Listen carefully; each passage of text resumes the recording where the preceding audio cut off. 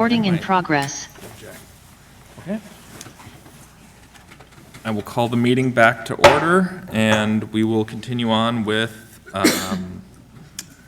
Perfect, thank you, Mayor and Council. Yes, thank you. This is the Karenimi WICT concept plan. Next slide. You saw a different version of this in February. Back in 2022, the council approved Karenimi Meadows for a portion of this property. It was 9 residential lots and 1 outlot that had 4 development rights remaining. The applicant then got an option on another site with another 4 development rights, a total of 8, more development rights, a total of 8, and then they proposed an open space preservation plat with 3 commercial lots and 8 residential lots. Next slide. The property is now guided and zoned rural residential, and the previous plan, like this plan, is proposing to re-guide a portion of it to rural commercial. Next slide. The new concept, and it always fades out on the screen, but the new concept has 6 commercial lots north and west of the creek, and 2 residential lots south of the creek adjacent to Larson Road. The commercial lots, as I said, require the comprehensive plan amendment and rezoning. The site also includes 3 outlots, an outlot behind the Public Works building, a large outlot along the length of the creek, and a small outlot on the north that the applicant has indicated he would like to combine with the first lot in Karenimi Meadows. The code prohibits the creation of outlots without development rights, except as part of an open space preservation plat, or as part of, in an urban area, as part of a stormwater pond or wetland complex. So those outlots, the plat would need to be redesigned to incorporate those outlots with adjacent property. Next slide. You're familiar with the site by now, I believe, but I'll just highlight all of the lots virtually all of the lots are impacted by either shoreland, wetland, floodplain, or all of the above. There's a creek that runs sort of from the north to the southwest corner of the site, and adjacent to that and scattered throughout are a number of wetlands and floodplain related to those 2 items. As I mentioned, the 2 residential lots on the south would have access off of Larson Road, and the commercial lots would all access off of a new public street north of the Public Works site. Thank you. That cul-de-sac is longer than we typically like to see, but the code does allow longer cul-de-sacs where there are unique site conditions. And certainly the creek, the County Road 19 restrictions, et cetera, do provide unique conditions. Public safety has reviewed and provided minimum standards are met, 32-foot wide streets, et cetera. They are comfortable with that cul-de-sac. The new public street is the responsibility of the developer to construct.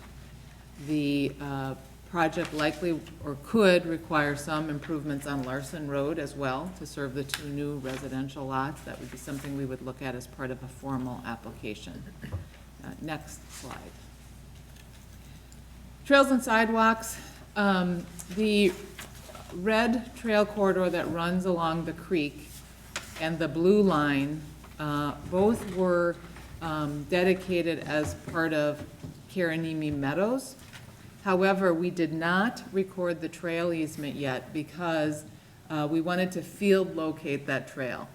One of the complications of that trail is the discussion that Parks Commission had.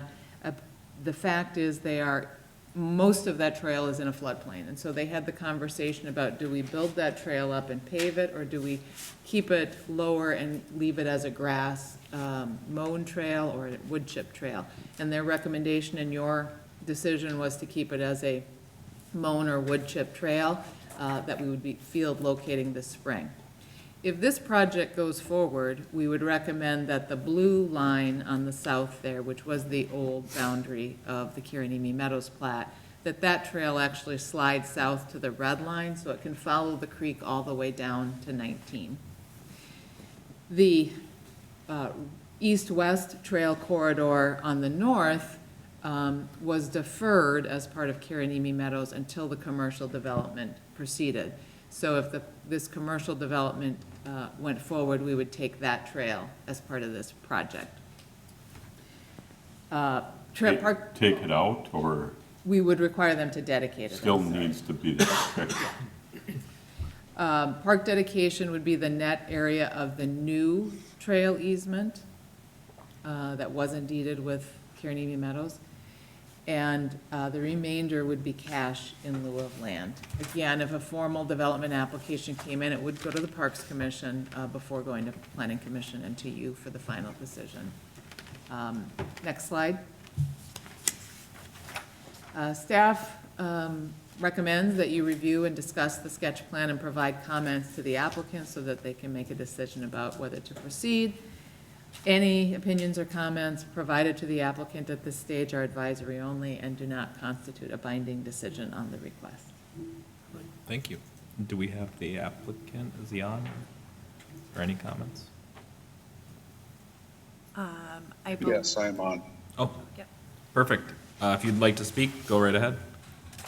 No, thank you. I think Kendra has already gone over the main points, but I would just like to add that the sketch plan process led us to this new sketch plan.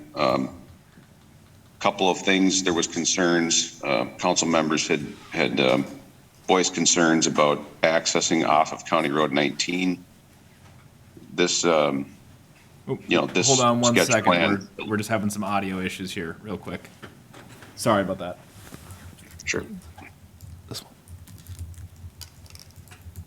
Try it now.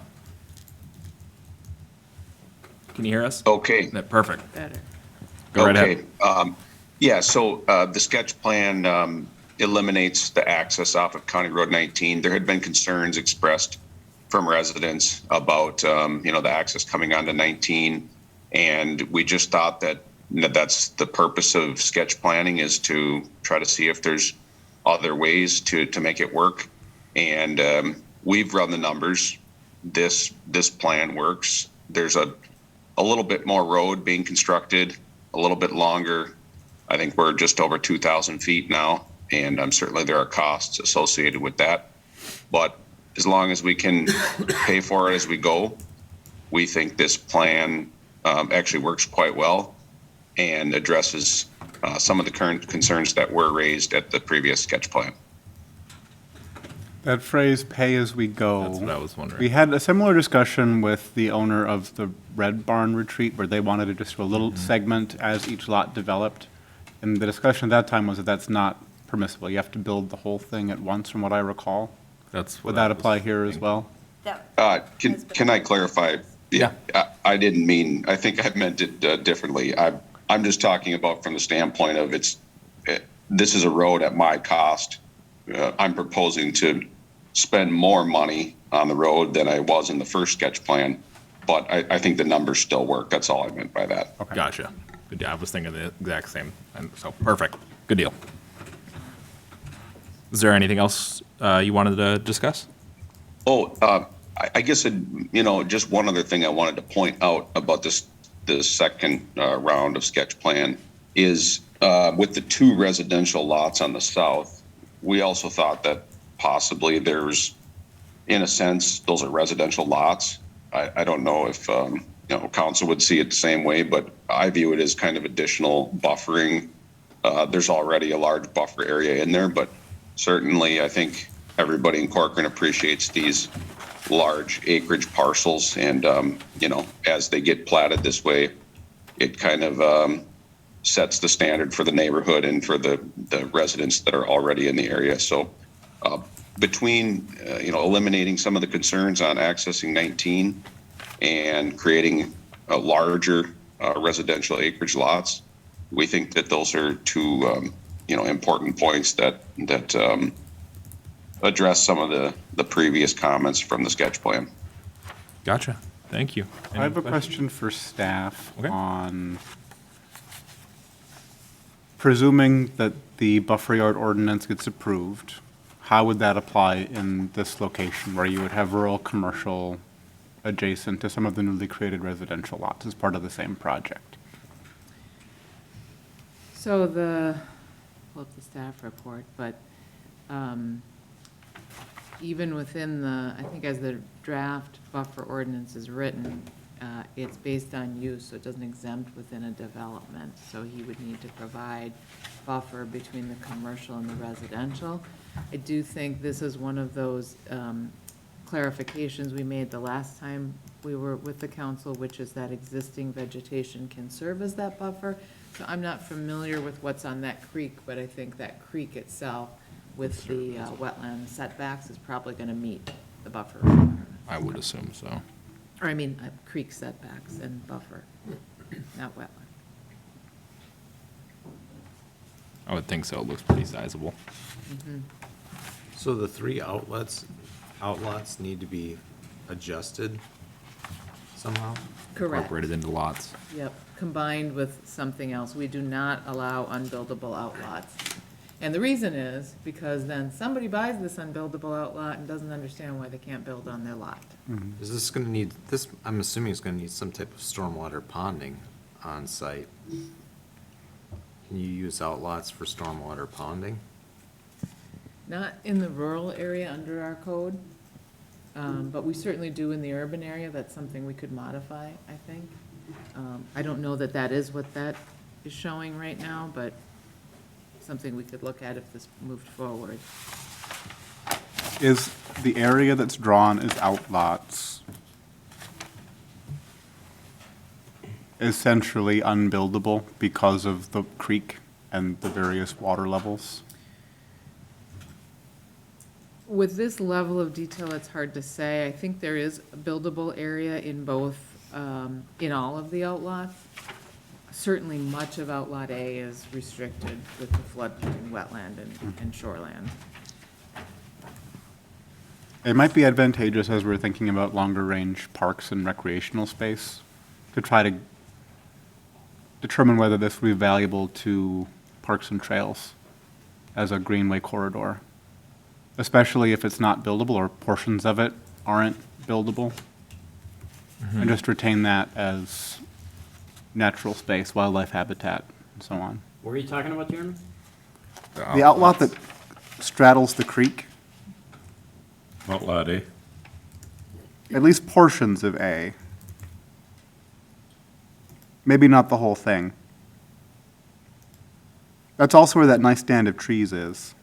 Be nice to be able to preserve those as well.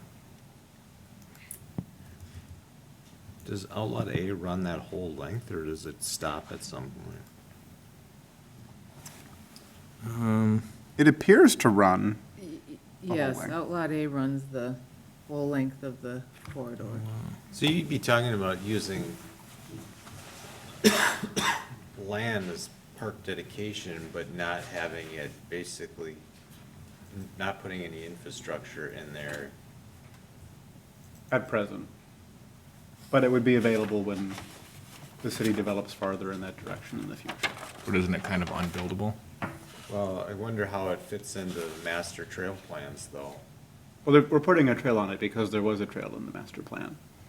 You're basically just looking, does it make sense to retain more of the area around the trail so that it's more of a greenway versus just a trail easement?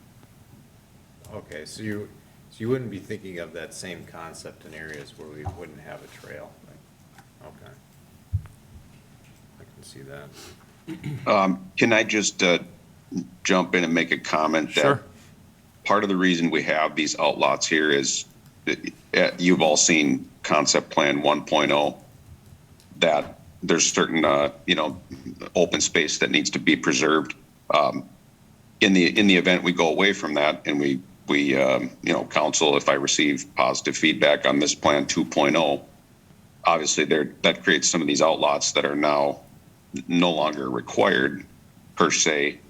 I think it would be easy enough to work through with, say Parks and Trails, or I don't know what that process would exactly look like, but if the city wanted some of these spaces for city uses, they're all available. Whatever's left over, I think, would easily be sort of absorbed into some of these lots with the idea that nothing's going to be built in these outlot areas anyway. We've already done kind of basic soils due diligence and such. These outlot areas are not intended to be built in anytime soon. Gotcha. Yeah.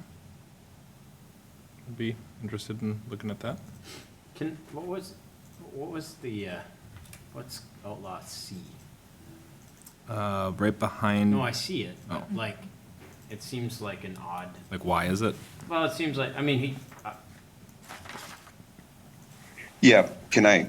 Yeah, please. Can I say, so, the actually outlot C, and I apologize, but this is concept planning, so outlot C would have obviously value, say to the city.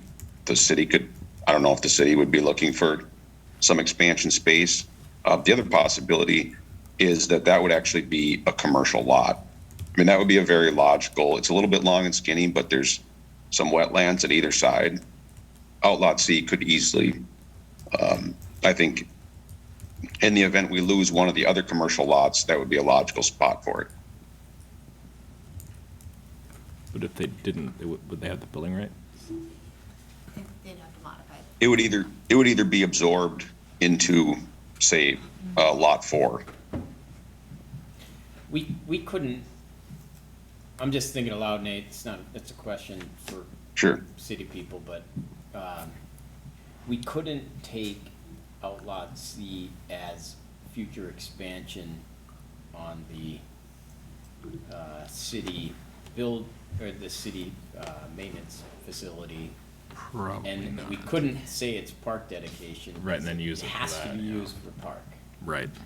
Yes. It's Yeah.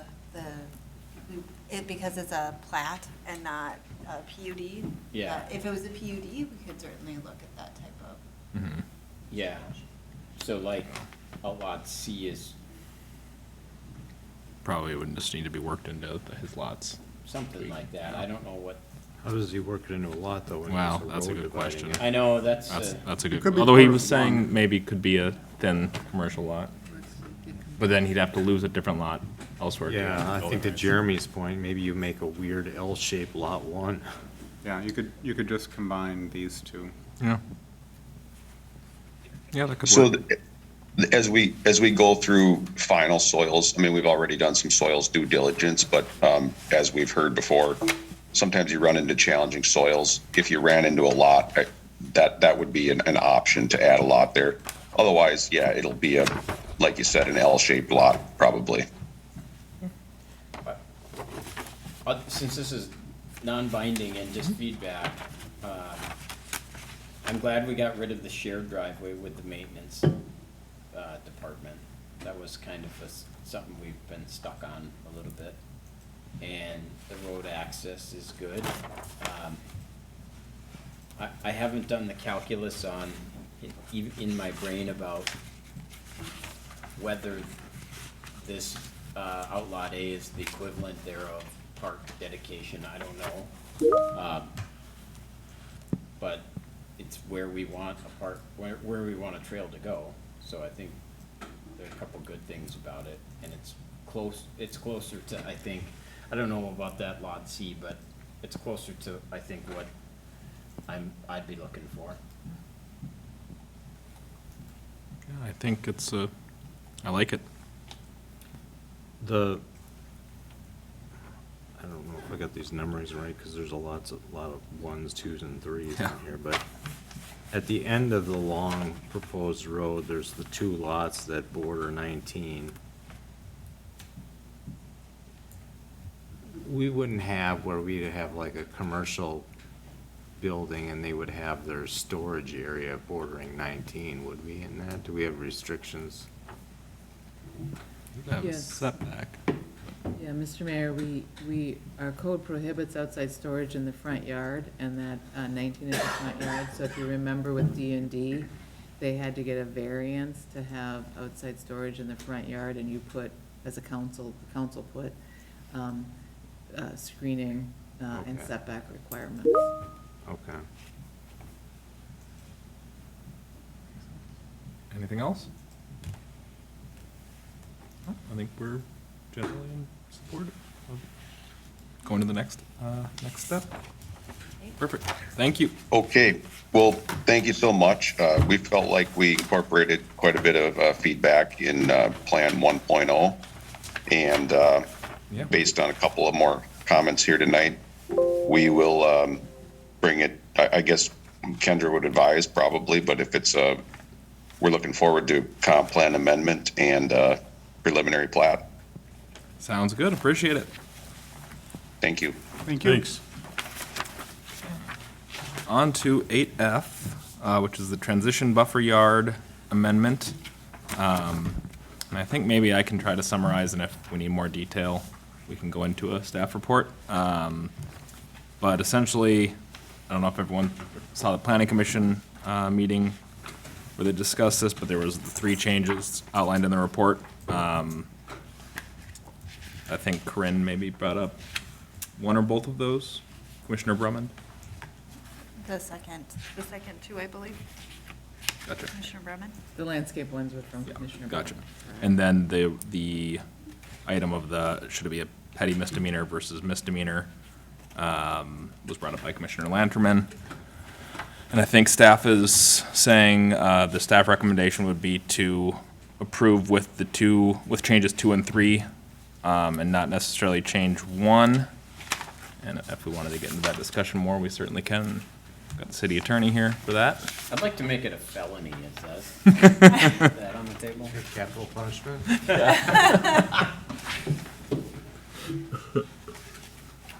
But does anyone have any questions on any of those? Or, I know this is something we've talked about a bunch, had a bunch of work sessions. What, can you just, for the record, state the difference between a petty misdemeanor and misdemeanor? Of course, yeah. Thank you, Councilmember Schultz, members of council. The discussions I had with Kendra regarding the planning commission follow-up on this, I can understand, as I understand it, the main concern was the issue potentially that a misdemeanor can have for people with certain government clearances or things of that nature. And I guess I'd offer a couple things in response to that, which would be primarily the difference between a petty misdemeanor and misdemeanor. Petty misdemeanor is an offense, not technically a crime under Minnesota law. No jail time attaches to it. Misdemeanor, up to 90 days in jail, $1,000 fine. I don't say that to mislead anyone to think that jail sentences are regularly handed out for these types of crimes. They're not. The one primary advantage to having a misdemeanor over a petty misdemeanor is the ability of somebody from my office as a prosecutor to impose conditions. So in the event that there is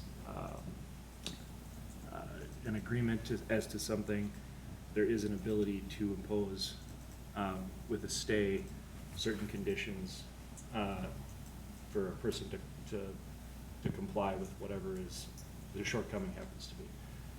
You gotta plan something, you gotta take something down, whatever it ends up being.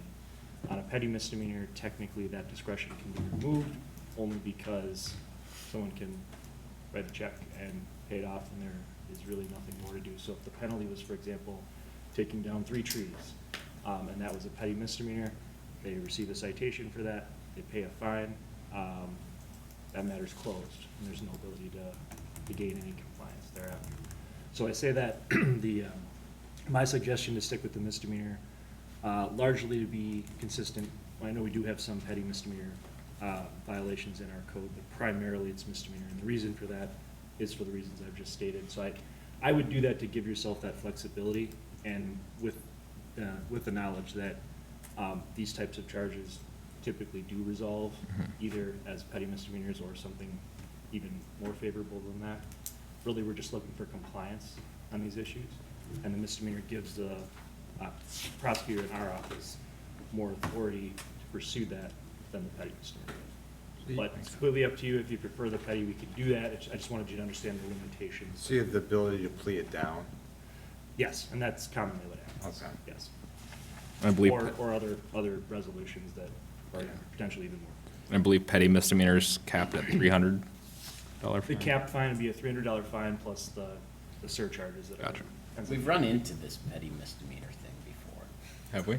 Yeah, in in several different things where we're sort of, the city gets hamstrung when we have something that's a petty and not a Gotcha. misdemeanor. Makes sense. Yeah, I think it makes sense to keep it as the misdemeanor then, with the background that we got. Yeah, I was at the planning commission, I would request, somebody have a conversation with Chair Lanterman on why we would do this and such, unless he's online right now. If we're going to just keep it a misdemeanor period. Yeah, I can touch base with them. Yeah. Happy to. And if I may, members of council, in response to Chair Landerman's concern on that, I can tell you at least anecdotally that those that have the kind of security clearances that he expressed a concern about usually make that known pretty quickly, and usually a resolution that involves compliance without a plea can be reached. Right. So Okay. we have flexibility, it's still retained. It's just that if you limit it on the front end, you just don't have. Right, you don't have the in option. other situations, you don't have that discretion. Gotcha. Thank you. Yeah. Anything else on the other two items? The native plantings or compatible with native plantings? I know there was some substantial conversation at Planning Commission about defining compatible versus native, and I think that resolved pretty well, giving some options. Are we allowing tall grass in lieu of? Yes, that's, Just kind of or that's what the third I don't really care that, edition would. I'll speak on it for 10 seconds. I have a lot of shrubs and I have a lot of tall grasses, and during the winter, the grasses kind of go away. Isn't tall anymore. Valid point. No matter what it is. Switchgrass even That's a valid bends point. over, and big blue stem bends over. It doesn't block for like 5 months. 7 months of the year. For all year, 9 months like- of Minnesota winter. 72 I get that inches of point. snow is a block. Deciduous shrubs do the same, right? They don't block anything in the wintertime, there's no leaves on them. True. So I can kind of see her point in that Well, they regard. have some, Yeah, grasses only get this tall, deciduous shrubs, there aren't that many that limit out at 5. There's some switch grasses that are as tall as. Show me one field of tall Come- switchgrass. Come in pheasant Corcoran. hunting with me next fall. Well, I know, but I know. Switchgrass is supposedly able to grow anywhere and be really tall everywhere, and I have not seen any. Kendra's got something to say. Oh, yeah, can, I just would clarify that the language we did add to address that is the requirement for the shrubs. It may be met by shrubs, tall native prairie plantings, or a combination deemed acceptable by the city. So So it gives us certainly, you discretion. could look at the circumstances of where it is, if that's helpful. So even with shrubs, we would potentially be able to dictate specific species or types depending on the needs of the site? Well, I don't know if you could pick the specific type. This was more to say that requirement for 12 shrubs, for example, under this particular line, needs to be met by shrubs, tall native grasses, or a combination. So it wasn't specifically tied to a well, maybe we species. could dictate if it was an appropriate area for the native grasses. Right. Okay. How did you look at density of the grasses? Well, I think we didn't put a specific, that's where we said as approved by staff. I mean, the point that we sort of talked about at the planning commission is native grasses are, and if you have them, you know, not easy to maintain. You've got to establish them right, and then there is a maintenance system, and not everybody wants that. So I'm not sure we're gonna see a ton of this in these, 15 to 50-foot wide strips that this buffer is, but wanted to provide that option.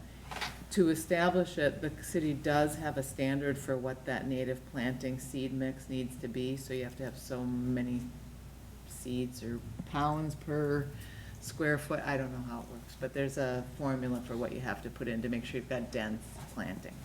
So it's a continuous buffer of Correct. grasses? It's not a pot of grass here and a pot of grass there? No. To get to no, your, It's okay. yeah. Well, it's not like bamboo, where it's like, you don't control where when you plant a shrub, the shrub goes here, When you plant native prairie grass, they're like clumpy and stuff. Yeah, but you can buy prairie grasses in pots as decorative things and Oh, keep it to that area. I've done some of that in our, where you don't get the whole hedge. That's why I asked, because if you're going down that route, then it defeats the purpose. Right, I think the deemed acceptable by the city would be a 50-foot wide, if the standard is 50 feet, a 50-foot deep planting of prairie grasses. Not a, what's the ponytail one that everybody was planting, that you see at Target parking lot, not just a pot of that. That's not gonna replace a shrub. It really needs to be more of a native planting like we have out by our wetlands. Sure. Can I ask you then, is that from a shrub versus grass as a cost for a developer? Or, well, not a developer, but a resident, let's say? Is one more cost prohibitive than the other? Do you see it, people going, oh, grassy, I'll just throw it down and deal with it? No, yeah, there's certainly, I haven't done the math to compare based on the formula we have here, but there's a significant cost to a native planting done according to the city standards, because it's not go buy some seeds at Menards and throw them in the yard. I mean, you have to prep the soil properly, you have to install a certain approved seed mix at a certain, I'm gonna say density, rate, thank you, of application. And we've actually been working as staff to better define those standards and ensure that we have staff people out there watching them prep the soil and watching them install it, so that we ensure that we've got thick plantings, not as you spotty little. I'd 100% do seeds if I was trying to save costs. That's what I was thinking people would do. Yeah, But if done right, it would probably look nice in certain areas. it would. I kind of like the discretion it has if we don't think it's going to provide appropriate screening in a place, we could just say we want it to be the other plantings. Right, because it is a buffer, so it's not really exclusively for screening, right? Sometimes it's depth and That's true. so, depending on the circumstance. I thought that's why it was important to say deemed acceptable by the city. We're gonna have to try this out and sort of kind of see what makes sense in each circumstance for a while. And if you do native plantings in the city, you do have to enter into a maintenance agreement that's deeded against the property that talks about who you're gonna hire to maintain this, because you don't want an individual, if it's the whole subdivision, you don't want individual landowners doing individual spot treatment or burns or things. You want a comprehensive system for maintaining that. Gotcha. I think it'd be a good thing to add for habitat for wildlife too, so I think it's a good option. Mm-hmm. Okay. Anything else? I will entertain a motion to, let's see here, adopt ordinance 2023-483, approve resolution 2023-32, and adopt summary ordinance 2023-484. So moved. Second. Sorry, second. We got a motion from Nichols, second from Schultz. Any further discussion? All those in favor say aye. Aye. Opposed? Well, perfect. Thank you. On to unfinished business. We have items 9A and 9B. We'll have a public comment opportunity. Perfect. Anyone in the audience can approach the podium, state your name and address, if you'd like to speak on this. Otherwise, anyone joining us virtually can press star 9. If you're on a phone or if you are on an electronic device, you can click reactions and raise your hand. Mayor and council, at this time, no one is raising their hand. Okay, we'll go into 9A, which is the Parks and Trails Commission appointment. Alan and I were the subcommittee. We had a couple interviews on Monday and Tuesday? Yep. Yeah, and two honestly fantastic candidates. They both seemed. They look awesome. Yeah, no, they did, and they were both great interviews, and I don't think we can really go wrong. But Alan and I talked about it, and I think we were going to recommend appointing Gary Erzberger to the Parks and Trails Commission. Don't know what the term would be. Who do we have that? Term, I think, Doesn't really matter. was it would be 3 years from the, February? from the February 28th, so we'd be looking at 2025. Gotcha, for term ending there. And I think we'd also want to encourage the other applicant, Georgia, to stay on file. She expressed interest in Parks and Trails, planning, and watershed. So we definitely would encourage her to, and ask staff to keep that on file if she's interested, so that if anything opens up in the future, we can have her application ready to go. Because like I said, they're both great, so. Yeah. So I will go ahead and make a motion to appoint Gary Erzberger to the Parks and Trails Commission for a term ending on whatever date Jess said it was. Yes, yes, the 28th of February 2025, that would be Perfect. 3 years. Do I have a second? Perfect. All those in favor, say aye. Aye. Can Okay, I make a motion? sure. 9B. Approve resolution. Option 1. Option one, let me just, Approve resolution for funds. is that resolution 2023-37? Yes. Do we have a second? Second. I'll second that. Any discussion? All those in favor say aye. Aye. Okay. On to new business. 10A through C, we have another public comment opportunity. These three items. Anyone joining us virtually can press star 9 or click reactions and raise your hand. Give me just a moment, there's looks to be a chat. Just a comment about our cameras. So everything seems to be working, but if Perfect. anyone's joining us virtually, you can press star 9 or click reactions and raise your hand. Mayor and council, at this time, no one's virtually, and if anyone in the audience wants to speak, come to the podium. Perfect. Okay, we'll go into 10A. Parks assistance request. Thank you, Mayor and Council. So, over the last couple of years, we've been working on the remaster plan for City Park, and we came up with a goal as council to really move forward efficient park development projects, and that was one of the items that council wanted to move forward. And in looking at other cities and working with our with our consulting team for engineering, we're trying to figure out ways to move forward. So we looked at a couple different options on how can we move forward some of these projects in an efficient and an effective manner, and came up with a couple approaches. We looked at a project management and construction management approach, an RFP approach, and then a park consultant approach. And staff would be really recommending moving forward with the park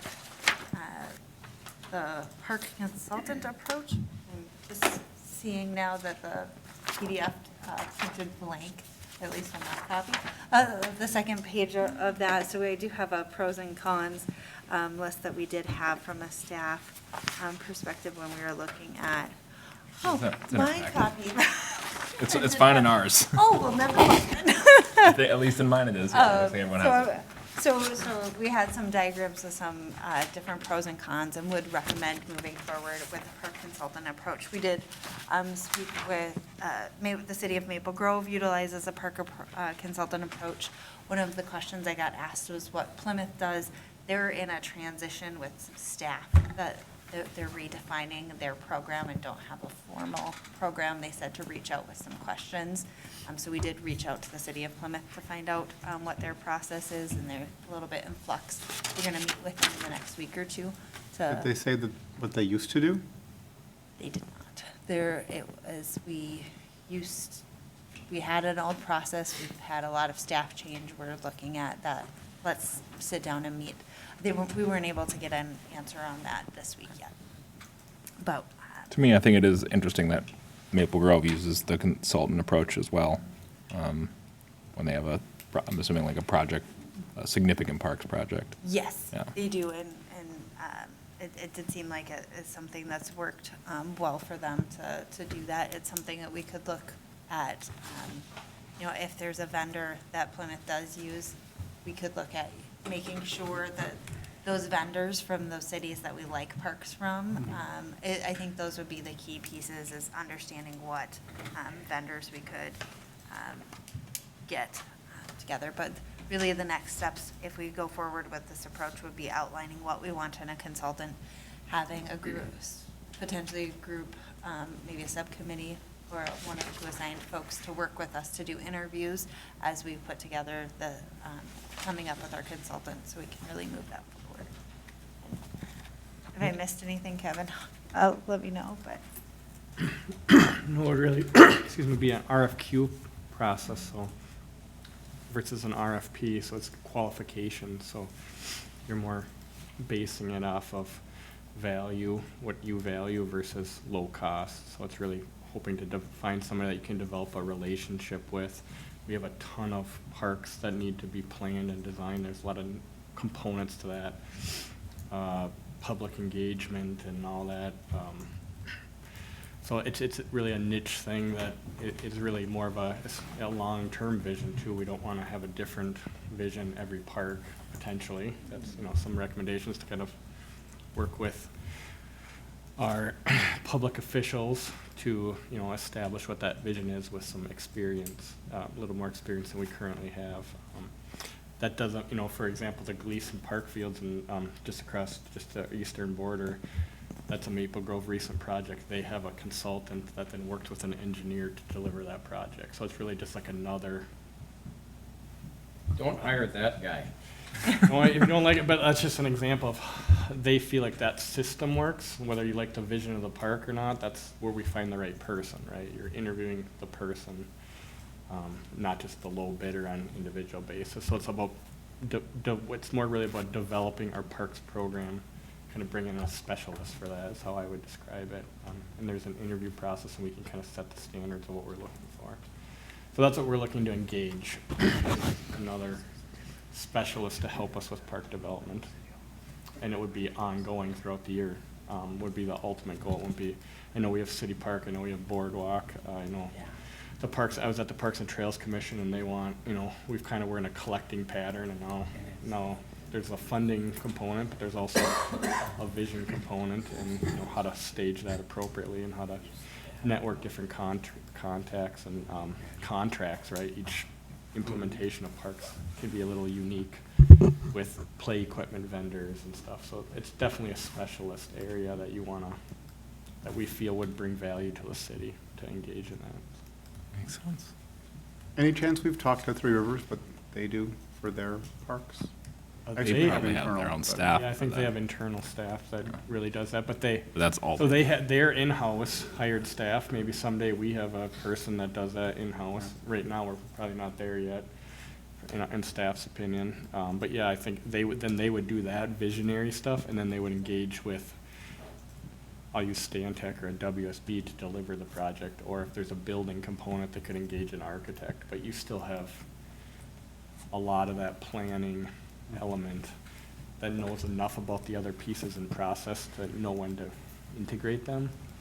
But It might be helpful to just ask them about their vision to help give us some guidance as to what to ask for, or elements of what we might want to think about as we're trying to select the person. It's interesting when you look at what they did with French Park when they redid that one. They actually brought in a couple classes of third graders to help design the play structures and figure out what was important. So they might have a lot of knowledge about what works really well that could help us as we're just getting started, either in the selection process of a consultant or helping us to envision what we really want it to be. Can't hurt. Also, if you want to come up with some questions, I should see Marge Beard in a week and a half. I can pass it along to her. So, just let me know. Very good. But yeah, in terms of the park consultant approach, Alan, did you raise your hand? Did you have something? Well, I think I'm confused, but this is not the similar type of approach we use with remodeling City Hall, right? It is not the, it'd be different than that type of approach. So the project management and this really is, as we have been working to try to get the next steps ready for the park project, just finding that we need, some additional understanding of all of the pieces. Need to see the big picture of all of the pieces that we're gonna need to get and have. I think that we just feel like there is a gap on what we have, some experience and bandwidth to do to get this. So this, to me, is not similar to the remodel. It's not, this is, that was kind of a one-off. That was maybe more of a combination of 1 and 2 building. It's a little goofier. This is more of a consultant to help guide us in the vision, get us going, and then we transfer it somewhere as appropriate. And they could take on smaller projects, like if we wanted to, like when we get to Bellwether, they could help our current staff as a guide. That's to be determined, but they help set the vision, the sequence, they're just the options, the relationships, they can network vendors better, and it's just a little more of a gap that we have, which is kind of appropriate, right? I've been here almost 6 years. Our current plan, as I understand it, is kind of just take stuff on and we'll figure it out later when everyone moves in. Now we have a lot of stuff, and now we have to implement that. We have to do it smart. We have to plan it more, and we just need a little more focus on that, I'm not qualified for that. It's really a niche thing. It's really a niche thing, and that's what we're trying to focus here on, is to do it right, to do it well for the community. We believe we need a niche kind of park development specialist to help us, guide us through that process. So Mr. Mayor, Yeah. funding, where's the money gonna come from? Yeah. Is it gonna Park come from the dedication. park So I and would trails think budget, it or? would be out of park dedication because it's park planning related to I park would think so. planning. yeah, I think you could start with one big project and kind of build that into your, we can work on that in the future. We can focus on a couple projects, Board, Beller, Wart. We can identify 3 projects that cover most of our apparent immediate needs, and that can evolve. That relationship can evolve, and we can budget for it ongoing and figure out. What's the price if we did that 3 projects and a consultant? What are the consultant fees gonna be? I think We can see solicit that. We're just going through the process to identify Don't something we know how want, and much then we'd have it to is yet. establish that pricing through the process. Would that be something we could take into account with the other qualifications? Yes. Yeah. Yep. So Decide from there. we're just at the beginning, understanding which route council's comfortable with in terms of next steps, and really just that would be then identifying what those costs are and how we're going to fund it. And if we gear up here, we could probably have some information in advance of the next budget cycle. Great. Could we use this person to look at current park infrastructure we've had from developments and identify deficiencies that we didn't see compared to what they've seen in others? Yeah. I can tell you Change our that. planning. I can tell you that. I know, but there's even bigger picture stuff too, right? That we don't have. I think they absolutely could. I think that's. Yeah, I think it's a comprehensive, you would do this with the goal of developing a comprehensive park development kind of vision, policy, when to do stuff. Based on our experience, it's really not a knock on staff. We're just trying to complement staff, trying to complement our existing consultants. So it's just again, we think there's people out there that might complement that. Maybe we're wrong and we don't find that, but we think it's worth pursuing that. We believe there's kind of a niche specialist that could help us as a city develop that parks vision. How much work would this take off current staff? So I think it's more that Future we work. don't have the capacity to really put into it, and it's a need that we're hearing from the Parks and Trails, the community, and you folks as go. So it's really more of we need somebody to help us do that, more than just taking off work. Yeah, I think that there's probably some capability to assist with it, but in terms of the knowledge and expertise to actually deliver, I think we don't have the capacity to do it, but would also take some additional. Makes sense. They wouldn't be charged with the rewriting what we've developed thus far on the park remaster plan, would they?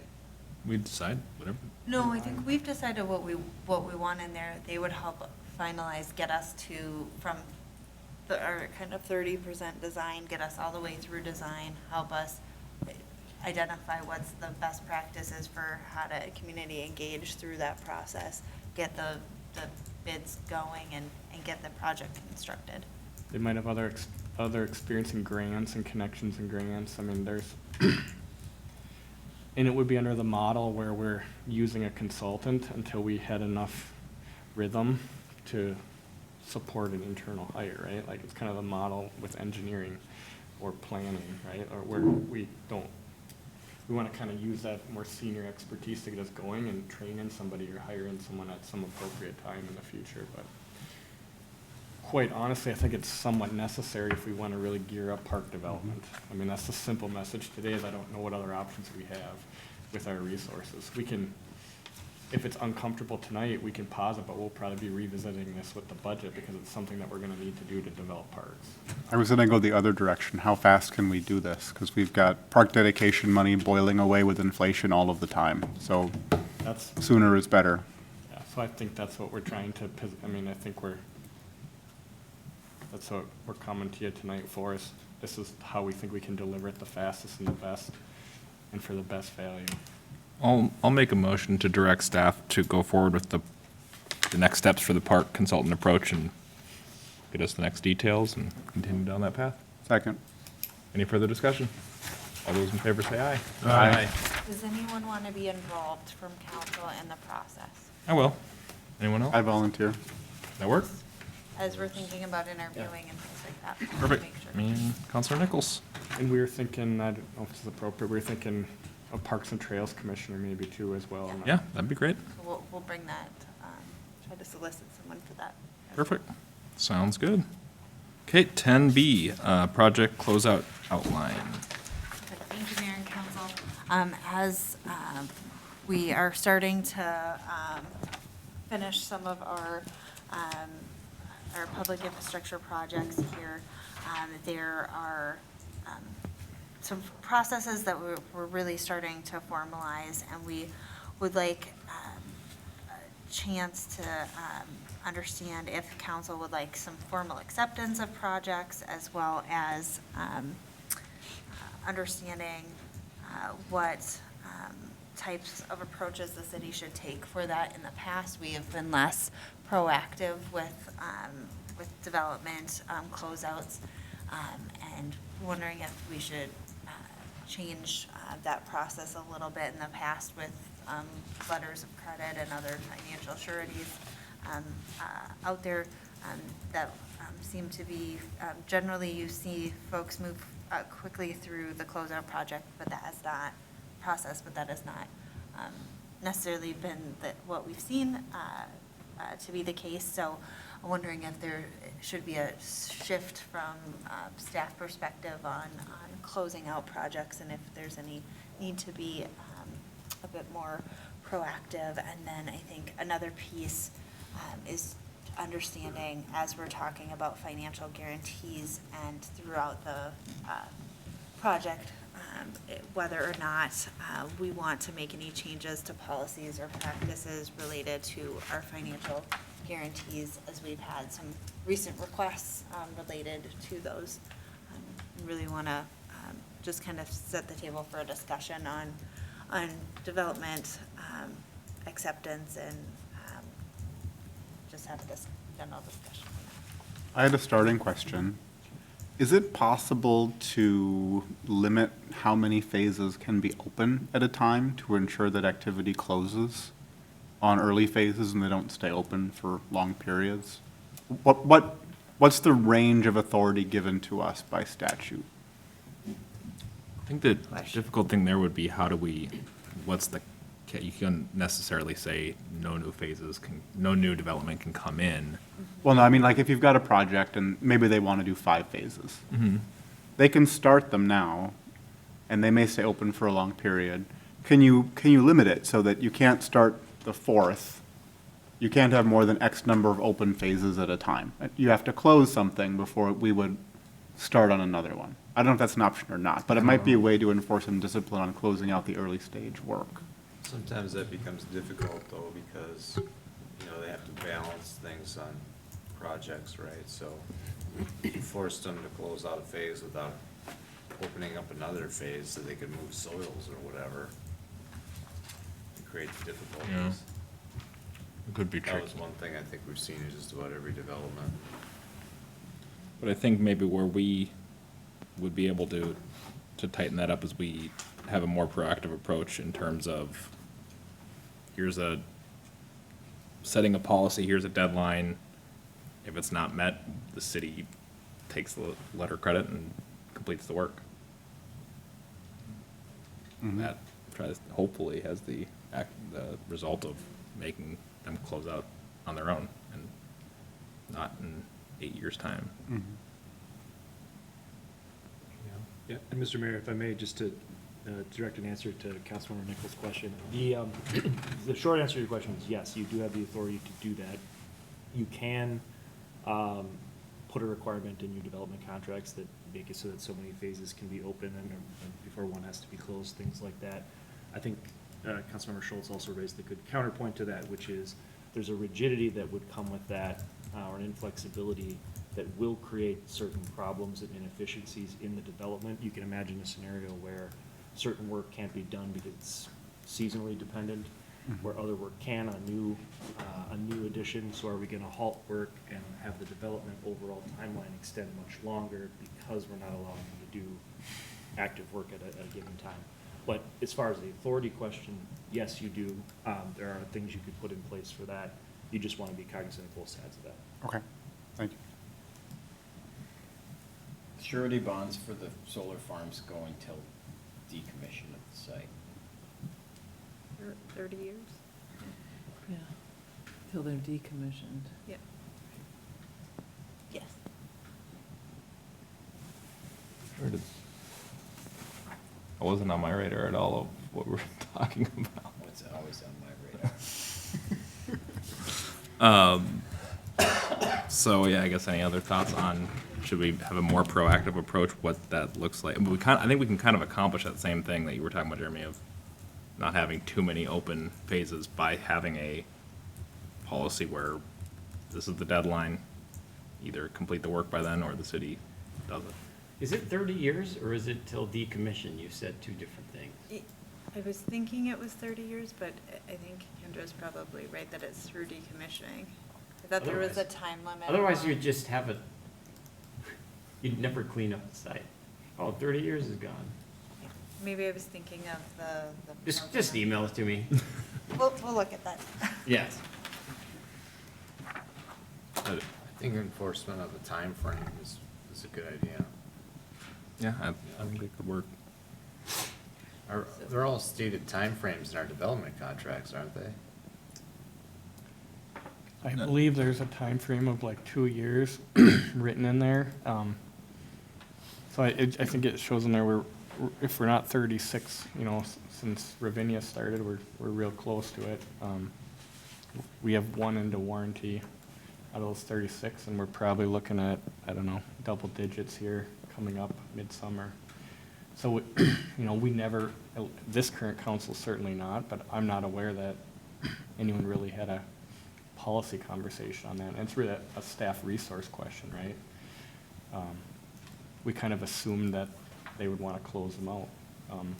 Our experience is it's drug on a lot longer than the 2 years we put in there. So our option in that case is encouraging them, being proactive to giving them, requesting sort of an action plan and a timeline, and then, being willing to use staff resources or outsource that to a consultant to finish the project. And so it's a tap dance, but that's really how the contract's set up to address delayed timelines for construction. That's the mechanism we have to make sure the work gets done. So we haven't ever, as a policy, a staff policy, because we were a smaller community, haven't been proactive in saying, you're at 4 years and your wear course has been down 2 years, it's time to clean this up. That's probably the easiest step for us to do to see if that creates an inflection point in the timeliness of completion. That's kind of what we'd recommend consideration on. We have thresholds in there for when wear course can be put down. That's, if you remember, I think I've emailed several, there's thresholds for when we allow wear course down that last pavement lift. That's when we take over plowing. That's one milestone, right? That's based on number of homes, permits and construction. what we're experiencing is beyond that. We're starting to see some of these lag out, where we've had some recent conversations. So I think when we get to the point where the wear course is on, maybe a suggestion would be we give them one construction season to complete everything, and then we start asking for an action plan. I think that would I'd support that. probably taken a couple of years off some of these ones we talked about recently, which I know there's concerns from the residents in those neighborhoods to just get stuff done too. So I think that's the mechanism we have to deal with that. And I would call it a one-off because in a lot of staff's experience, we don't see them drag out 8 years. So we don't necessarily think the system needs to get blown up. We need to be maybe more proactive on the back end. Would they just delay putting down the wear course then? They can't. Well, I don't know. I've never experienced them not to be motivated to put that down. I don't think that's a concern. If we have that, we can then build that into the action plan, right? We always keep that surety to make sure we can complete the work. That's what that letter of credit surety is intended to do, is to make sure we can complete the work. So I think we're okay in that, you know. There's always an unknown that we might not, I mean, the goal of the thing should be covering 99.5% of it. So there may always be a one-off. I don't think 8 years ago we expected Ravinia First to still be open, but I think that's a tweak that we can just see how it goes. And Yeah. and speaking to that, you know, different communities want different things. We've never had a policy, so we're recommending, I think, and looking for direction on when we accept an addition and put it into warranty. That's when we accept the public infrastructure. Would you guys like that brought to council so that you're aware of how it's progressing and can provide feedback? Once it's into warranty, then we're just, you know, it can vary between 1 and 2 years on the item, and it's only for public infrastructure, but that would likely be viewed as more of an administrative task because we're executing that part of the contract. So we aren't recommending to bring that back to you, but we felt like the milestone of entering warranty might be something you'd be interested in seeing. So that's the direction we're looking at in terms of that process. And again, we haven't done that really, with the exception of one, and we thought, well, what do you guys want to see? We can certainly accept it at staff level too, if you don't want to add another consent item, but. I kind of like exactly how you proposed it. That works for me. Okay. Any other thoughts? I like the 1 year after the wear course as a deadline, but I think I heard you just say action plan is expected after a year. Well, I think the approach, and John, correct me if I'm wrong, is if they miss if they're at a whole year and they haven't, you know, wrapped up their list, the process usually you usually say, share with me what your plan is to get it fixed, with some certain time period. So it's more of a, I don't know if it's a contractual requirement. It's more of a good faith requirement in my mind to be like, please fix this. We're giving you warning. Please tell us how you're going to fix it. Make sure we're comfortable with that plan, or else we're going to pursue our options through the contract. So I don't know if I stated that. No, I think that's well stated, Kevin. I think there's a good faith negotiation process. You're not going to want to cease at that point. But I think part of what staff is looking for is direction on, is there a point at which it needs to take a more formal turn, and there needs to be a formal disclosure of if it's not done by this, if this is not done by then, right? We're gonna move on doing it ourselves. And we have to have the capacity to do that, of course, but, and obviously reasonable accommodations for, you know, weather and things like that can be made. But ultimately, when we're seeing these things stagnate over a long period of time, you know, I think part of what staff is looking for is, at what point do you want that to be a request to the council as to, do we want to take it to a formal point now? Are we there? And at what point do you want that brought forward? Gotcha. Any thoughts on the specifics? I guess I would like to see, when you ask them for a detailed plan, bring that plan to council for communication and discussion, and council can then give guidance whether they want to take action. basically affirm the plan and say this is acceptable or bounce something back. Yeah, I would think I'd be fine with it being a mostly administrative function, but keeping, having an update to the council on the process, or on where it is when that's happening. Or, Yeah. okay, good deal. Mr. Mayor, if I may, just dovetailing that from a couple things that Kevin mentioned, I think it would be, just timing-wise, useful to also have a discussion of how we address closeout security levels. It'd be my opinion that we should do probably a better job at keeping an eye on what those levels are and what the value of the tasks remaining in a given project are. And we certainly want to make sure we pad that enough that we, if we're off on our numbers a little bit, there's a little bit of room to work with. You can certainly be conservative with the numbers. Reasonable minds can disagree on what work remains. But I think we should always try to tie our security requirements to the work ahead of us. And I know that in code and in our development contract, we've used it for a number of years as this 25% standard that does supply some rigidity to this process. And the fact is that in probably 99% of the projects, it works fine because you don't have this fact pattern that comes at you. But when you do, where a development, as it's come up a couple times, it gets very close to the end and there's a large surety that's been posted, you can have a scenario where they're a little bit more disproportionate. And we want to try to adjust that to what we need on a reasonable conservative basis to be the most compliant we can be. Gotcha. Can you build, you gotta be very conservative, right? Because timing and inflation costs and access to labor and whatnot, can you build in like a scheduled buffer where, you set a value at something and you say, if the expected date of completion is what? It's this plus X% over cost.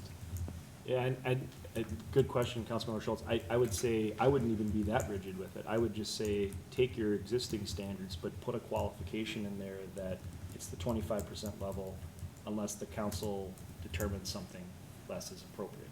And then the mandate of the council at that point would just be to direct staff to prepare an opinion on that amount, which you could then critique as you see fit and, take all those considerations and keep them in mind and, put them in front of yourself and decide, what do we need? Let's be conservative and make sure our numbers are sufficiently gonna get us there, even if the bad times hit. But I think we wanna do that analysis, reach that conclusion, and then get to that. Yeah, and I would suggest you even pad in there something that the cost of administrating would be borne by a third party. I think that would We'll be. charge a consultant to run these things out to make sure that they get done. Well, that's typically, That would be. all the cost to execute that missing work or outstanding work is eligible to be secured. Right. Yeah. So it's all inclusive to execute the work. Okay, so you would already factor that in. You would be hiring an outside source. Yeah. Let's say a Stantec or a landform to actually manage that project and. And you'd likely have to, depending on the scope of the work, you'd have to follow, I would think, presuming you follow your practices. So if a development failed and or the developer walked away or something happened and you had $500,000 worth of work, you'd have to go through, I presume we'd want to follow our process and publicly bid it, right? So it's just, you want to follow the same rules you would on a regular project. So a lot of variables there, but, I think you'd want to pad it in a way so that it incentivizes them to actually do the work on their own in a time frame that's stated, so they can release those sureties. Well, I think there's kind of some natural incentive that's attached to that, but what we want to be careful about with sureties is that they're directly tied to the value of the work and our ability to do the work. Not,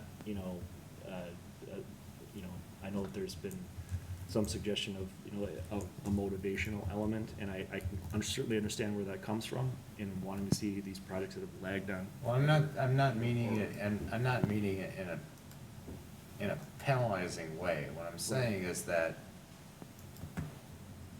we're gonna have to go out and hire somebody, right? Right. So, the cost is not borne by the taxpayers, it's borne by the developers, so we're gonna go out and find wherever we can find at the most readily available, and it's probably not gonna be the cost is gonna be high. No, That's what I'm trying to that's say. perfectly stated, yeah, I think that, and Kevin, back me up if I'm wrong on this, but I think in almost every case, in that scenario, when you talk about mobilization costs going from 0 to having to bid the whole process, it's gonna be more expensive for the city to do it than it is for them, so that's your chief motivating factor. Right. And I think being- They don't want us to have to do that. Right. Right? And I think being stricter on the time, Yeah. that here's when you need to get progress and get it done by, that can be the motivating factor as well. Right, or so will and I think as we look at these processes, we just want to make sure that we maintain a level of flexibility, that we can do an evaluation of what that number is, that properly secures the development and the work remaining, right? And then we use the processes we're talking about providing notice, and this is the date after which we're taking over and we're doing, right? Yeah. And use that to move forward. Sounds good. Perfect. Okay. Anything else? Okay, we'll go on to 10C.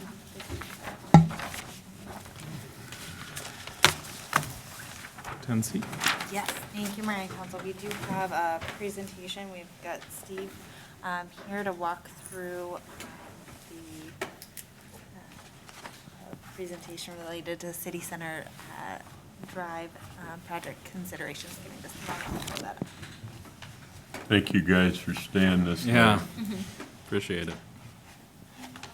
Give me 1 second. Lost the mouse in the. You do want to maybe do an introduction too? You might. Yeah, so Steve Haglin, I've not here enough time for Stantec, but this is Rachel in our office. So Rachel. Yeah, Rachel Brand, I'm a landscape architect with Stantec. So as we're getting going on this final stage of the city center design project, we really wanted to have a conversation tonight about the design components with this project. We'll just cover a brief overview, talk about those design considerations, and then highlight the streetscape furnishings.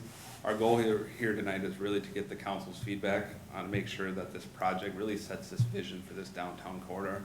So as you can see up in this map, this is really that downtown district north of County Road 10, east of County Road 116. And the project actually we're starting on is the very north side of it, which is around St. Therese, which includes City Center and 79th. So it's really that first project in this larger downtown corridor here. So an overview, like I highlighted there briefly, it includes City Center Drive and 79th Place. This is really that first phase. We're starting from the north and building south. Within this downtown district, that City Center Road is really that parkway design. And so as you can see on your screen, it's got the large boulevard. The intention, as they did the southeast design planning, was those large boulevard trees along the sides, creating that canopy effect, that really downtown feel. In addition to working along with these design standards, these roadways are state aid, they're part of our municipal state aid system, and so we have to meet certain engineering design criteria so that they're designed to convey traffic as well through them. So I just want to highlight some of the feedback and design considerations that went into this. And so one of the topics that we've talked about in the past was really the pedestrian amenities. And one of the highlights of this downtown district is being really a pedestrian-friendly corridor. So with this project, it includes pedestrian crossings at both of the county roads. Now I want to keep in mind, there's that linear trail on the west side of St. Therese that's not included with this project. And so while we have the two crossings, really that trail connection between will be a part of a future trail planning exercise, which actually might highlight another component of, when we look at the southeast design standards, these are supposed to have entrance monuments to that downtown district. We have accommodations for locations in this plan, but really the thought is those monuments would come with a linear park or future kind of design that ties into those elements. So we have kind of some spatial within the parkway or within the boulevard on the north side. But the idea is those would probably come in on a later phase that tie into that larger plan. One other, when we talk about design considerations, when we talk about pedestrian friendlies, at the northeast corner of the St. Therese facility, there's a couple of pedestrian amenities where they have benches, parked seating areas. We have that large wetland pond complex to the northeast. So within this plan, we've incorporated some pedestrian crossings near that entrance, kind of encouraging narrowing down those parkways and having a land or a pedestrian island in the median to allow people a refuge to cross in a more safer pattern. Also, it gives us an opportunity to add some of these amenities that we talked about, additional bikes, additional park seating areas, benches, to really activate these spaces. The other thing to highlight is that 79th and City Center intersection, same thing. We have a bunch of bump outs, enhanced pedestrian facilities, narrowing those walkways to create a more pedestrian friendly environment, and adding a bunch of pedestrian facilities at that area as well. The third major component I want to talk about and get really council's feedback on is the boulevard lighting. So just a relative, within the developments, the lighting is provided by either Wright Hennepin or XL. What those come with is very limited options. Actually, we have one option. This is the pedestrian level. Within those, there's no ability to add planters or banner arms or things like that.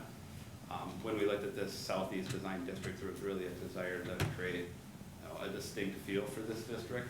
And so one of the things that we had in the original budget or wanted to talk about is this pedestrian level lighting along here. There's a cost with it, as you can see on the screen, estimated at $500,000 in that ballpark to add it for this lighting layout. But it provides the ability to add the banner arms, really those things that make it feel like downtown Corcoran, so you can advertise the city, the events, have holiday lighting, those sort of things kind of hung up. If we use the provider lighting, they're very restricted. We can't hang things on them. We can't make alterations. They're there, and that's what we get. So this gives an ability to really stamp it and make it our own for this district. Explain that to me one more time. We're able to, Yeah, so we hired the lighting vendor. So we supply instead and of install using the the poles with electric this provider project. Yep. and that lighting is free, we are going to spend money Correct. to make it ours. Correct. Got it. And they're through the bills, they recoup the costs and the maintenance. For this, we just pay the electrical bill, right? Where they own and maintain, so let's use Ravinia, for example. The poles out in Ravinia, those are installed by Wright Hennepin. Yep. And if something happens, Wright Hennepin maintains them. Now, there's a fee with the bill that goes along with them. With the lights here in this project, they're the city's lights. So if something happens to them, we maintain them, but we pay the electric bill on them, if that makes sense. Thanks. The Ravinia lights are what, like $20 a month per light? I think is what I've seen in the Or billing 14. statements. 50, yeah, they're about Yeah. 15 to 30, depending on if they're the overhead versus. City pays it. That's what we're paying to Wright Hennepin. You said 15?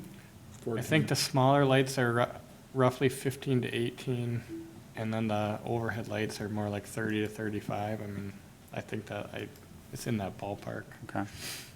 So it's The not other cheap. thing, It adds up over time. yeah, so we technically, the developer pays them until we accept the addition, so we haven't really absorbed them, but when we start taking on these additions, that's one thing, that's street light policy. One thing I was gonna say is, it's not only that we maintain them, it means that we'd have to house them. We'd have to have backups if they got hit by the snowplow. So it's, it's certainly a design element that's preferred and in our plan, but to go to that, it kind of changes our operations. So it's more than we'd be out there hiring someone to maintain it or hiring an electrician on staff at some point when we, So the 500 to 600K, how much of that is the cost to install the wiring versus the cost of the poles themselves? It's a budgetary, in my experience, it's around half, about a 50% split. Okay. Generally speaking, you can scale them up or down, but it's a ballpark. Have we done any work yet looking at whether solar with batteries might be a way to save some cost and still have the flexibility to add banners and so on? Haven't looked at it as an option here. When we look at these roadways, some of the things we want to be cognizant of with the solar is just, we live in Minnesota, right? So we have snow, there's maintenance to make sure we have, in the wintertime, activated batteries and we're getting the life out of them. there's additional maintenance, so we don't see them so typically within streetscape settings for some of that wintertime variability. We could look at them, but my experience, they're really a cool alternative for parks, trails, remote settings. On a street setting, they maybe have a little more maintenance and less reliability when we're worried about safety for having a nice continuously lit corridor. But it's something, if your directive, we could look into it, but I just don't have those numbers off the top of my head. Okay. That's fair. It'd be interesting to find out if anybody has done it and had success with a particular model. It's something we can sure ask around, and if there's a relevant study within the area, right, and not someone down in. Yeah, we're not in South Florida, so it's a Carolina. different environment, I understand. But if we can find some relevant local experience, we can sure bring it back and present it and say, here's an option that we think makes sense in this scenario. Would we still have that high cost of installation if we used Wright Hennepin's lights or Excel's lights? No. Right, Hennepin, wouldn't it? They'd be through in the cost of installing plus the pole. Yeah, those come with the installation and the pole, and then, like you said, there's a longer term kind of residual payback on them. Yes, I think that, sorry to interrupt, Councilmember, I think the difference between Wright Hennepin's and the specialty poles at a capital upfront cost would be the 500 to 600,000. That's Would we have the ability to replace Wright Hennepin poles with our poles at some point? Areas? replace, I'd have to verify. Well, like if we had it. We'd have to talk to them, I mean. If we want. Once we take them over? Yeah, once we take them over, if we, roll them out, well, we're taking over the building of it, but That'd be interesting. Well, I mean, that's, it's a slippery slope, but like if you wanna basically, I mean, there's a lot of streetlights in all these developments, and as you forecast over, if you wanna switch, that's where we've had the conversation, do we have options for different lights? I mean, you could take this to just downtown, you could scale it up to the whole city. It's a significant thing to manage. Well, I mean, we'll have it in downtown, right, but we might have it in northeast, and we might have it in southwest. It depends on how much you wanna commit, yeah, you can jump in and say, we're gonna manage streetlights, and we're gonna pick our style, and they're gonna be consistent, I mean, it's just, the more you jump in, the more there is to manage. Why can't we push back on Wright Hennepin and say, we want this standard, we want this light in this area? I think The cost is, I just don't think they care. I think that they used to have a policy where they offered more, and their current board or leadership or whatever has gone to say it's this option, or they'll set you up and you do your own. I don't think they want to house and be responsible to have everything on hand, and it's different maintenance and different parts. I think they've went to I don't want to speak for them, but my suspicion is they went to a simpler approach because it was easier to manage. They've rolled it back. I'm familiar, we did a project with Excel territory years back, and they had more flexibility, and even them have gotten much more rigid. I think they just don't have a desire to stock and maintain a number of poles, and they've gone to a very rigid, saying, here's our type, you're welcome to have it, otherwise you can go. I think their mandates are to provide You could run for the electricity, board. not beautification. we're already owners, Yeah. but that we is have no say. It's so just, it's frustrating because it's a everyone whole hates them. Different thing, I don't want to go down. I Standard. just, Do all the other mayors feel the same way? On the streetlights? I don't know. I Or don't is it know not if that's gonna been a topic of conversation too much. Maybe that could be something that your group discusses Sure. with Wright Hennepin as a unit. Yeah, that's not a bad idea. I can bring it We up. can also look at too, maybe doing some joint, Purchasing of lights? yeah. Yeah. I can certainly bring it up. thanks. Worth a shot. I just, here, this is your only choice. I have a hard time chewing on that, so. Any thanks. color as long as it's black. Yeah, we're back to the Henry. Yeah, and they don't allow you to hang any, I mean, so it's like it's one thing to say you don't like the pedestals, but they don't allow you to even hang a flower anything. basket, banners, Christmas lights, I mean, and I'm not a planner, but that's part of what was envisioned downtown, so there's a cost to that, so that's some of the direction we want is, we've built in this cost to our, bonding and financial planning. So it's planned to be able to do this, there would not be any additional, because we kind of, it's kind of the guidelines of the district, right? So we've built that into the bonding, so this is not 500,000 on top of anything. It's, we just want to make you aware that it's $500,000 and we have to manage it, but it gets you the amenities that are in the plan. Is that fair to say? Sounds good. I mean, it's a big price tag, but I think for this area at least, it makes sense to, with some of the options, the additional benefits it gets us, but it is I wouldn't write off what the plan has in it. It would be nice if there was a way to modify it to save some of that for cost. And that's maybe where solar could be a way to do it, long-term or short-term. But if it doesn't provide a safe pedestrian environment, then we shouldn't do it. But you'd still probably have to put the wiring in though. Because if the solar option doesn't work out, then you're back to. yeah. You probably want to know that they're going to work before you did it. Yeah. That helps. Maybe we should put one in City Hall as a test. You have to get that past John. I don't know if that's gonna happen. We'll want a coal lamp. Can we get some whale oil? We can certainly continue to do more research on that. I guess my professional opinion at this point in time is it's probably not going to be best suited for this project, but I think when we're talking park development or trail development, it's certainly something we could explore and see how that works. As technology increases, it's just a big commitment to something like this, Yeah. due to the number of lights.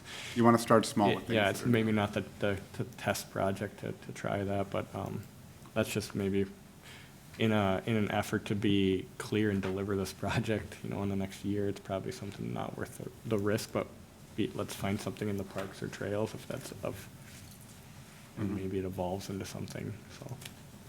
Conversation for a different night, but please continue. Sure. Next slide, please. So we've put together a couple concepts for streetscape furnishings as well that we'd like your feedback on. And keep in mind, there's endless options for benches, bike racks, furnishings and different colors and all of that. So this is just a starting point.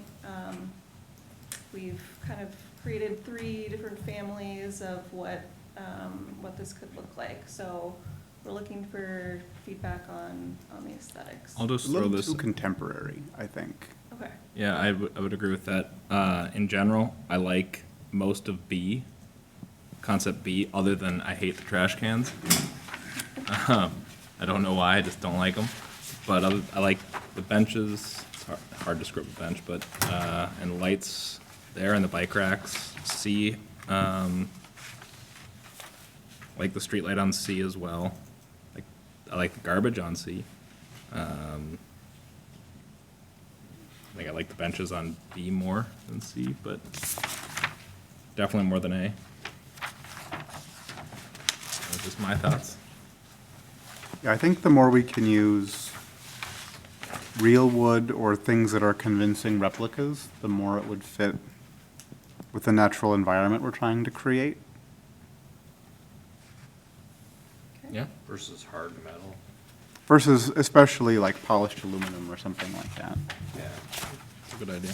Composite, woods, composite. I That's think you it. want to keep somewhat of the theme of the city in that regard. Mm-hmm. Which, we kind of had a theme when we talked about the water treatment facility. I mean, I think you could spin some of those ideas into something with these amenities too and get a general idea. It's a good idea. Any other? Which light pole did you like, Tom? I like option B or C. I don't dislike A. I like B because the lights are down. Yeah. Instead of blowing out all directions. And I like the, Yeah, I like I that guess too. they all have the banner option. We don't but- need to waste lighting the sky. Yeah, I think I like B the Keep it most. in the, I like B, bike racks, simple. Yep. Why did you said you like C trash cans? Well, I just really don't like B trash cans. You don't like B? Yeah, I do like C the most, I think, but I don't, Yeah, I I agree with can't that. articulate why. As long as they don't get dented and whatnot. I'm even fine with the trash cans, you know, where they use the cement ones with the raised stone in them. You know how they do that with aggregate? They've got those all over the Oh, U of M. yeah. Or at least they did. You know, they're probably stand up better to abuse from, Yeah. Good work. as long as our lights have the ability to hang something on it that you can light up in the wintertime. Yeah. You know, it's type of holiday thing, that would be awesome. Eventually have the parade go Instead right of down just a there. Banner type deal, lighted street decorations. Yeah, you know, how there's stars and whatnot. Yep. I agree with that. Yeah. I like that. Okay, Great. That's Hopefully that helps. Exactly what we were looking for. perfect. Anything else? I think that's perfect. Thank you, guys. Thanks. Appreciate it. Keep having fun, guys. Thank you. That's the fun part of it all. Okay, on to item 11. We have a couple staff reports real quick. And then I've got a big closed session. Thanks, Mayor and Council. Staff reports, we just have the planning project update in there. And then we did have Hackamore Road Improvement project update. We did have bids come in last week, and Kevin can briefly talk on that for us. Yeah, thank you, Mayor and Council. We received 4 bids, which is pretty good for that size of the project, and they're very competitive, which is good news. Roughly $900,000 less than the engineer's estimate. It's awesome. So, so that's good news. So next steps is really to go back to the project partners. And there'll be information coming at the next, probably 1 or 2 council meetings related to JPAs or other agreements that would need to be executed and approved before we move forward with the project. So we have 60 days. The bids are good for 60 days. Obviously, it's a big project, but likely more to come on formalizing the agreements. This was a component that was really critical, so we could define scope and cost. So for all project partners, that was an important piece before anything was finalized. It's great Did news. they too. say when they would be able to finish it? The scope is to be substantially complete this year with final wear course next year and likely restoration carrying into the spring, which is how we had intended to bid it. So it would be substantially complete this year. And if anyone's listening and cares, the work that's going on there out now is really the extension of the Plymouth I was wondering about 47 that. project. It's the part we cost contributed into, it's Gotcha. the remainder of that intersection, so that's unrelated to this, if you feel any Yeah. They were feedback going on to that. town on it the other day. Yeah, so it's just Yeah, a it's in your it's a stuff. finalization of that project, so we'd pick it up on the, basically just, we'd tie into their western limits, which is in Corcoran and Medina, the west leg of that intersection. Are we still planning on having neighborhood informational meetings? Yes, yep, that would all, so that we've been talking with staff, we'll bring that forward, likely-ish mid to end of May, I think is what we're targeting, but nothing formalized, we'll let you know before that happens, but, we want know the there's- contractor involved in that meeting. It'll likely be a joint meeting, so that we're talking to both communities at the same time, so. Perfect. Would the trail also be done this year? Hopefully, some of that's seasonal and weather dependent and what we run into and, but that's the goal. Yep. Very It'd good. be a good shot of it. Like I said, but I mean, probably the restoration and whatnot might carry into the spring, but, Yeah. Makes sense.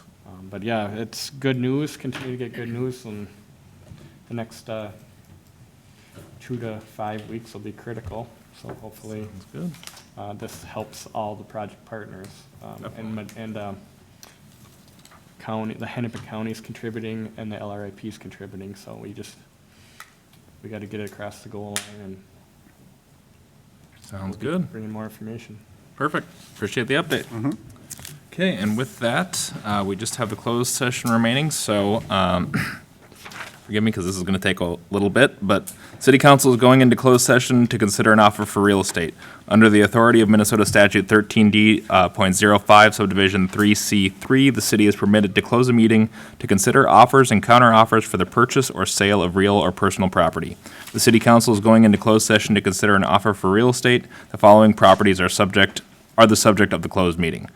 PID 231123140005, 2511923210006, 2511923110001, 2511923230001, 2611923240008, 1411923310010, 1411923410002, 1211923330001, 2411923310009, 2611923210007, 2511923120002, 2311923110001, 2611923210008, 2511923120003, 1411912130004.